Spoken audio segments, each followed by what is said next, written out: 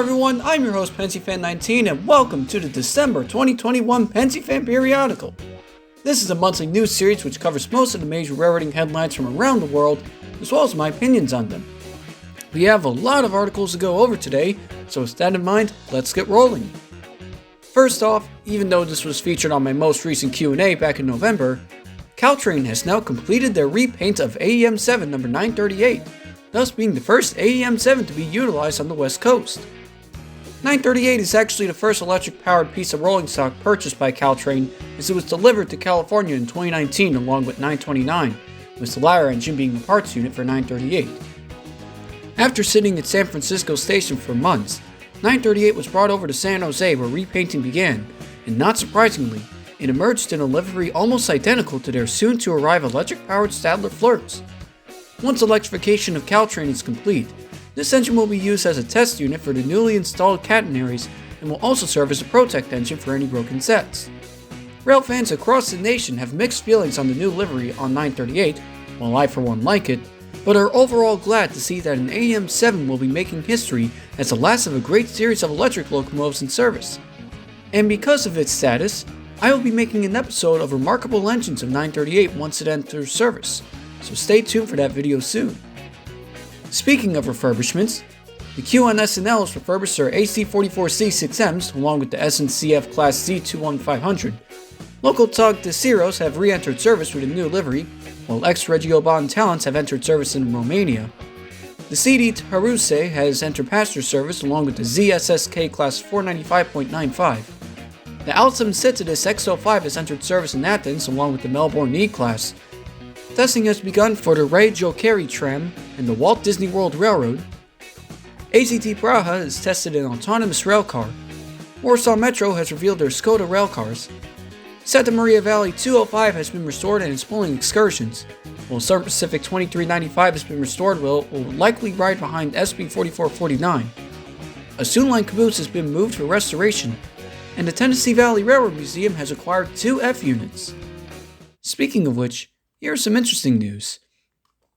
XD&H Baldwin Sharknose 1216 has been spotted on the Escanaba and Lake Superior Railroad being moved for the first time in 40 years, likely for restoration for a new owner. A collection of abandoned steam locomotives in Merrill, Oregon have all been preserved and are being donated to various museums. A collection of rare New York Central equipment in Glenmont, New York, including an S motor and the last surviving T motor, have to be moved for the construction of a wind plant, although it is said that these engines will be transported to Danbury soon. An NYC subway vac track is for sale on GovDeals. C&O 2716 is to visit the Railroad Museum in New England in Thomaston, Connecticut. The British Rail Class 89 has been restored for mainline excursion runs, while 87035 has been repainted into a Virgin's Trains livery for the Crew Heritage Center. Metro 210 has been renamed Village of Westmont. NJT 4502 has been repainted into an Ultimate Veterans unit with a very interestingly drawn eagle on its side and nose, while other ALP 45s have separate commemorative stickers for each branch of the military. A Nuwa Griffin and its coaches have been attached with LED lights for Taiski. The Stadler Flirt achieved a Guinness World Record for operating in battery mode. Maersk has released its massive box ship design.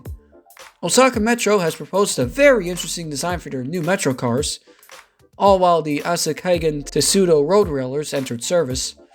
Tesco is offering refrigerated train service on direct rail. LNDR is offering onboard gift wrapping service, while Hull Trains is sponsoring a rugby league. Lanark has opened Hedgehog crossings, around the same time the Sonic 2 trailer released. My question for Trains 21 was answered in its own video. BCC streetcars could enter service on the Mooney's J Church line. A Union Pacific caboose was spotted between a Gevo and SD70 Mac, while a lone BNSF Gevo met a lone BNSF high railer. And senators are calling for more Amtrak service in the Northwest, in addition to the North Coast Hiawatha, including service to Salt Lake City from Butte on the route of the UP Butte Special, as well as Billings to Denver on the route of the Burlington's Adventureland and Shoeshone. I'm really glad to see that people are finally recognizing the potential for other little-known routes which connect these cities, so this way more connections between these towns and cities can be made. Next, focus on the numerous mixed trains and intercity routes starting from Great Falls along Great Northern Trackage. But alas, we have the sad news. DB has canceled their hybrid conversion program in favor of refueling their existing engines to run on alternate fuels. NS Sprinters have been withdrawn from service, while in the US, the Southern Railroad Heritage Unit for NS has derailed. The R32 subway car is being officially retired along with the DB Metropolitan sets, with both rail cars having retirement ceremonies. The former Canadian Pacific headquarters in Calgary could become residential units. TSW 2020 is no longer available on Steam. And Tri-Rail cars are unable to fit into Miami Central due to clearance issues, with Brightline suggesting modifications for Tri-Rail's cars. Now here's the follow-up news section for articles covering stories from previous episodes. More steam preservation programs are considering installing PTC on their engines, as Santa Fe 2926 is the second steam locomotive to have PTC. Speaking of Santa Fe, the Santa Fe Southern has held their first official run with an XLRR P72 coach, which was acquired from the bankruptcy sale of Iowa Pacific, the same sale which earned the Illinois Railway Museum E8 number 515. The DC Metro series has returned to service. Oh wait, never mind, they're out again. At least the NSDDZ class is back. The Koron Shinkansen for the Nagasaki line has been revealed, while TFW Class 231s have arrived in Wales. Another Surfliner Charger has been middle-engined with a private car. The Oregonville-Brampton Railway has held its last run on December 17th. CNO 1309 has held its first excursions on the Western Maryland Scenic, and construction has finally started for the Gateway tunnels. Up next is the station upgrades portion covering proposal, construction, and openings of stations around the world. First off, congratulations to Knaresborough for winning a Heritage Award, while Chelsea, Massachusetts, Fort Madison, Iowa, Soham, Maidstone East, and Oakhampton have opened to the public. Work continues for North Shields, East Linton, Crawley, and the former Shawmont, Pennsylvania station, and Detroit wants a new passenger terminal. For major cities like this, stations need at least 4 tracks in order to handle the capacity of scheduled trains and their passengers with sufficient waiting rooms instead of Amshacks like these. So once again, why not use the Michigan Central station? Even if Ford wants to assert its dominance by turning half of the platforms into test tracks, there's still plenty of room to set up at least 4 passenger tracks nearby. In other news, the Meridian Railroad Museum has reopened. Bachmann has released the Dash 840 CW. A trailer has been released for Trains 2022. Cummins is to rebuild switchers with Tier 4 engines. BNSF is looking into hydrogen-powered engines along with Australia. CN has scored an A score for their climate actions, while ScotRail has won numerous Gold and Spanner awards. NS and US Steel are to produce a new class of gondolas, while the Class 1 Rail released a site search tool called NS Sites, while also replacing their CEO with Alan Shaw. Speaking of new CEOs, Stephen Gardner is now the new CEO and president of Amtrak. Cape May Seashore Lines is to take over Conrail on the Atlantic City line. Sadly, they will not be providing the passenger service on that route too. Trenitalia has started service to France, where they will soon meet Alstom Bombardier Regio 2Ns for ZO, the same company which will also make new EMUs for Norskatog and SJ. VR has announced the DR19 for service in neighboring Finland. BE Log has ordered Stadler Euroduals, while ZSSK has ordered Stadler Flirts, the same models which will be on Caltrain in California soon. Edmonton has ordered Hyundai Rotom LRVs. Alstom is to produce the Dart Plus battery electric multiple unit, and Hitachi is to produce high-speed train sets for HS2 after a long debate with other manufacturers for constructing these train sets. And happy 25th anniversary to Trinity Railway Express. After all that, it is now time for this month's Meme of the Month. This month's Meme of the Month is Plane vs. Night Train. And now, the top story of the December 2021 Pensyfan Periodical is Amtrak 662 receives a heritage wrap. As a surprise to everyone, including Amtrak, Dovetail Games has wrapped HTS 64 number 662, an engine which I saw in person only a few months ago, into a Phase 3 livery with an advertisement for Train Sim World 2.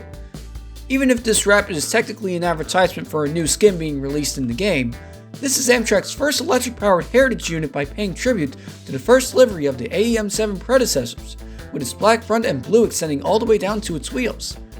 This makes 662 the second HTS 64 to receive a wrap, the first of which being 606 with a Coca-Cola wrap in late 2019, which some rail fans prefer over 662 due to its red color instead of mostly blue and silver. Some rail fans also claim that the TSW advertisement on the side of the engine takes away from the Phase 3 livery, and I happen to somewhat agree with them, but I'm so glad that Amtrak has a heritage unit in electric territory, even though it's supposed to last until May 1st of 2022, a full year after Amtrak's 50th anniversary. Overall, bravo to Dovetail Games for creating an entire wrap for a locomotive which not only promotes the game, but also embraces its Northeast Corridor heritage with the classic Phase 3. Now, considering that 2021 is the first full year of the channel, I have decided to introduce a new annual section of the periodical called the Top Story of the Year, in which one of the 12 top stories will be highlighted as the most important of the year. With that said, the 2021 Top Story of the Year is Canadian Pacific acquires Kansas City Southern. How could this not gain the title of the Top Story of the Year? A Canadian Class 1 acquires an American Class 1 once again in order to increase their rivalry against other Class 1s. News of this story first appeared in September of 2020 when an offer by investment groups to buy Kansas City Southern was denied, and I just so happened to use a picture of a KCS Chivo with a CP Jeep to describe the story on the video thumbnail, not knowing that it would correctly guess who was trying to buy the railroad. Furthermore, there was an article that same year that hinted at Union Pacific absorbing KCS, so the smallest of the remaining Class 1s was likely considered for acquisitions due to their rail network to Mexico, which would connect the entire North American continent. Seeing that the acquisition of Illinois Central by Canadian National gave CN a direct north-south route in North America, the railroad's fierce rival, Canadian Pacific, wanted to have an equivalent route which would counter their co-Canadian rival and have direct access to Mexico. But only weeks after CP announced their plan to purchase the smallest Class 1, CN counteroffered with a higher price for the same railroad, with Canadian National seeming to be the winner of this bidding war. However, the STB denied CN's proposal due to the proposed CN-KCS merger being anti-competitive, and long story short, KCS semi-officially fell under CP ownership on December 14. Of course, the STB still has to give final approval sometime in late 2022, hence why there aren't any official proposed liveries for CPKC yet, since they don't want to repeat the SPSF, who started repainting their engines before their merger was denied, despite the support from both railroads. Furthermore, CP Rails even showed support for passenger service from New Orleans to Baton Rouge once the merger was approved, so that'll be an interesting accomplishment for passenger rail as well. But in the meantime, I'm personally a bit upset to see another American Class 1 be acquired by one of the growing Canadian empires, especially since the route of the Southern Belle managed to last since 1887, and that a classic railroad's identity will be lost with the merger, and possibly CP's identity as well. As someone who appreciates the historical aspects of railroading, I just hope that both railroads are able to find a way to keep their legacies alive through the name or livery, and I wish them great success, of course. But regardless, a merger like this happens once every few decades, as CPKC will become the first railroad in the world to operate in Mexico, the US, and Canada, thus making this historic event the perfect choice for the top story of the year. Thank you everyone for watching this month's episode of the Pensyfan Periodical. There have been a lot of rail news headlines for the month, and it will be very interesting to see what the future has in store for all of these articles. Thank you again for watching, and if you enjoyed this video, don't forget to like and subscribe for more. Have a good day.